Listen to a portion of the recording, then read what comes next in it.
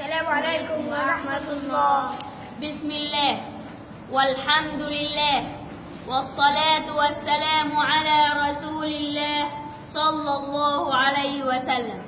روى البخاري أن النبي صلى الله عليه وسلم قال: من يرد الله به خيرا يفقهه في الدين.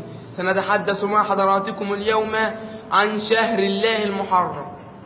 أولا، هو أحد الأشهر الحرم التي قال الله فيها: بسم الله الرحمن الرحيم، إن عدة الشهور عند الله 12 شهرا في كتاب الله يوم خلق السماوات والأرض منها 4 حرم، ذلك الدين القيم، فلا تظلموا فيهن أنفسكم.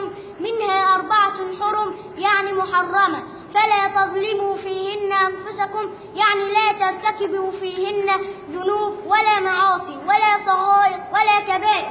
ثانيا، واسمع إلى قول رسول الله صلى الله عليه وسلم: السنة 12 شهرا منها 4 حرم، 3 متواليات، ذو القعدة وذو الحجة والمحرم ورجب مضر الذي بين جمادى وشعبان. من الأعمال المستحبة في شهر الله المحرم: أولا، فضل الإكثار من صيام شهر الله المحرم. قال صلى الله عليه وسلم: أفضل الصيام بعد رمضان شهر الله المحرم. أفضل الصيام يعني أي أفضل الشهور للصوم. ثانيا، فضل صيام يوم عاشوراء. قال صلى الله عليه وسلم: صيام يوم عاشوراء إني أحتسب أن الله يكفر السنة التي قبله.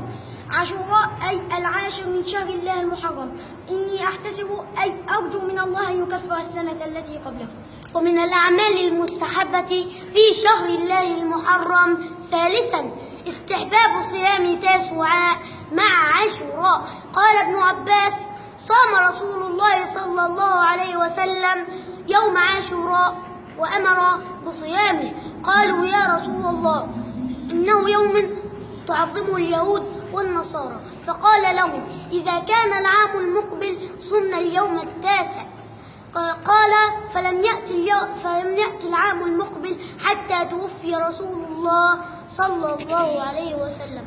قال الشافعي: يستحب صوم تاسوعاء مع عاشوراء جميعا، لأن رسول الله صلى الله عليه وسلم صام اليوم العاشر ونوى صيام 9.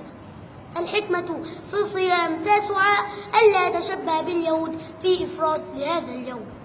والحكمة من صيام يوم عاشوراء: أولا، شكر الله جل جلاله أن نصر عبده ورسوله موسى عليه السلام على فرعون وقومه. ثانيا، اقتداء بنبينا محمد لصيام هذا اليوم ولأنه يكفر السنة الماضية. وعن ابن عباس رضي الله عنه قال أن رسول الله صلى الله عليه وسلم قدم المدينة فوجد اليهود صياما يوم عاشوراء، فقال لهم رسول الله: ما هذا اليوم الذي تصومونه؟